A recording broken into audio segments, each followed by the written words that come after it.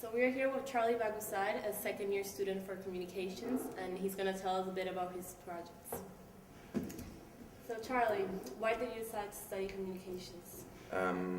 When I finished school, I had 1 year, which many people take as well, which is a gap year, to see what they really want to do. And in that time, I realized I do want to do something creative for sure and do that later on. However, most parents are not too happy to hear that of their children. That's why my mom was more concerned about doing something where there are actually job opportunities and don't purely rely on your talent of being an artist. So I found communication to be exactly that, and I'm very happy with it. You have a passion for editing, art, photography in general. Can you tell us a bit how that started? Well, since I've been small, I've always had a passion for creating things. My first tree house I built when I was 12, the second one when I was 14, and the last one when I was 16. But I was more into building things. I had a lot of Legos and things like that, but I was never really able to draw. However, when I started working in Berlin at a publishing firm, which was very focused on pictures and imagery rather than words, I started to being taught Photoshop because I had to start doing maps for books. And then I went into Google and YouTube, and every time I wanted to do something, I just looked how it works, and then I slowly started combining things I've learned to do something new, and that's how I slowly came along, and it's the thing I enjoy the most to do. So you also have your t-shirt business. Yes. So how is that coming along? Quite well. I came up with the idea last year when I was in New York, and a friend of mine asked me to do one for him. And that was the first time I actually had that relevating idea of actually saving money and buying expensive branded t-shirts with, at the end, it's just a t-shirt with a design on. And that's why I started doing them for myself in the beginning. Then other people thought they were cool and they said, just do it. And as a student, you're never rich enough and you never have enough money. There's always too much month at the end of the money. So I think that was definitely a way of trying to do something yourself in the time you're at uni and you have the time to do something.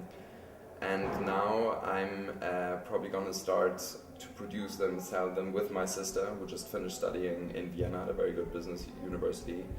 And until Easter I'm going to have my 10 designs done, hopefully, or probably, let's say it like that. And then we're going to start doing that, yes. And my mom is going to get involved as well. She's very happy about the topic, and she said she has good connections in order to get us spread and known very quickly. What's your brand's name, and how did you come up with that? Well, my brand's name is Karlchen, which is, my real name isn't Charlie, it's Karl.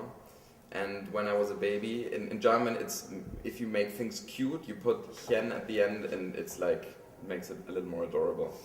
And since I was small, my name was Karlchen and not just Karl, and I had that name until I was 8. And if I think back to that time, at the end, it's the time I was the happiest. It's the time where I didn't think about consequences. I just did them. I was happy being in school. I was happy running around in fields and getting dirty, just as being creative, and whatever thought comes to your mind, you don't think about the consequences, but you just do it and you just enjoy it. And at the end, it's exactly the same. When I started doing my t-shirts, so many people said, yeah, but this, but that. No, I just did it because I had fun, and I will continue.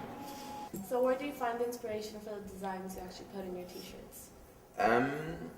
Well, it's hard to really say. I'm really not a person who goes online, looks for artists, finds something, says, okay, this is what I'm gonna do. I prefer actually not to look at artists and have an idea, and at the end say, okay, this was really my thought. This is really an idea I came up with, and it wasn't 3 ideas of 3 other artists I just glued together and call it my own.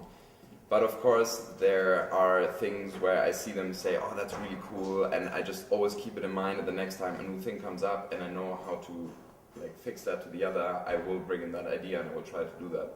But generally, I do try to get inspired by myself, by thinking, by looking at issues. Whenever I hear a topic many people think about, or many people say, oh, that's amazing, I try to say, why do they think this is amazing? What really is the fact about it being amazing, and how can I transform it to something of myself? Thank you very much, and good luck with your business. Thank you.